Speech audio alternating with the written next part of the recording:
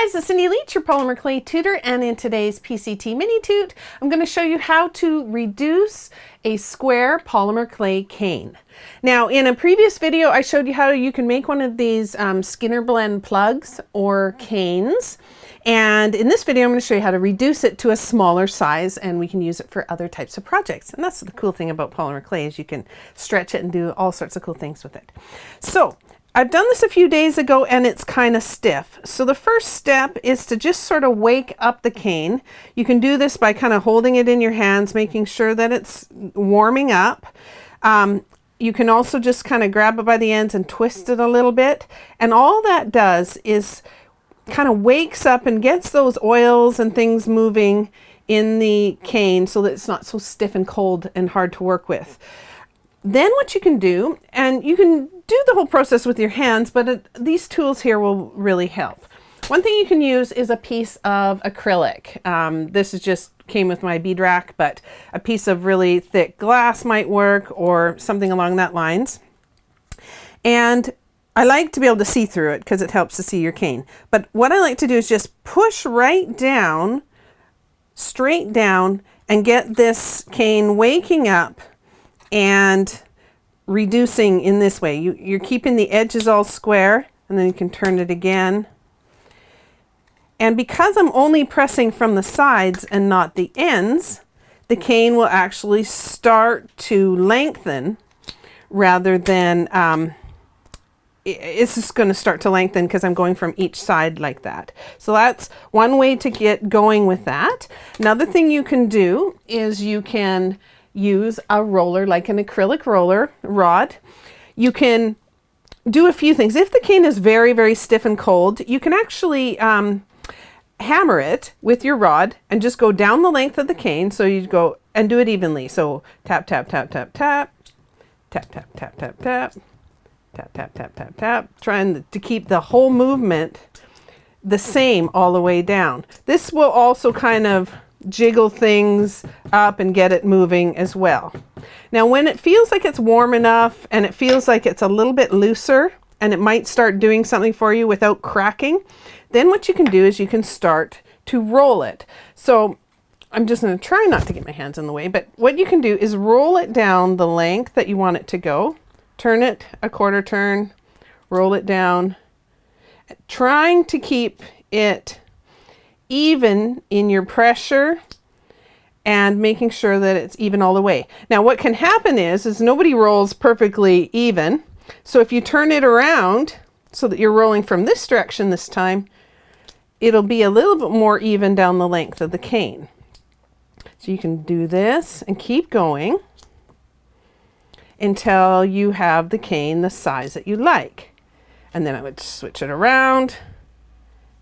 Keep going. If you find that it's getting off square, it's no longer square anymore, you can press it down again with your acrylic block and just kind of make sure that it's square and staying quite even.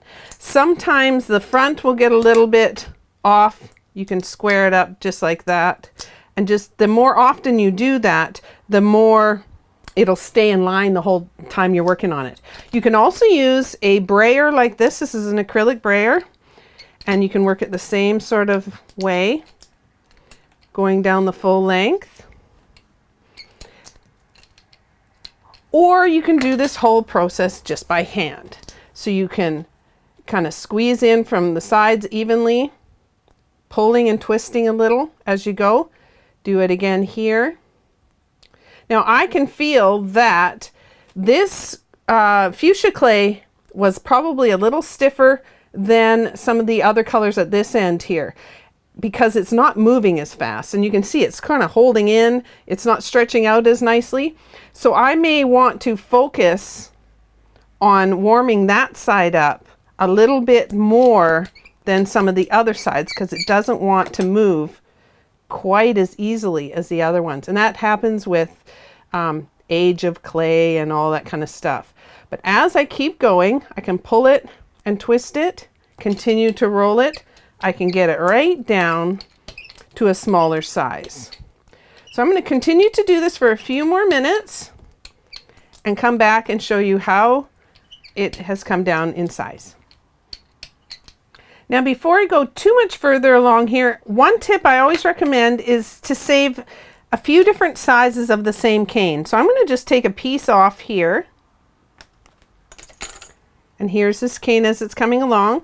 And I'm going to continue to reduce this and show you all the different sizes and how tiny it can get down to.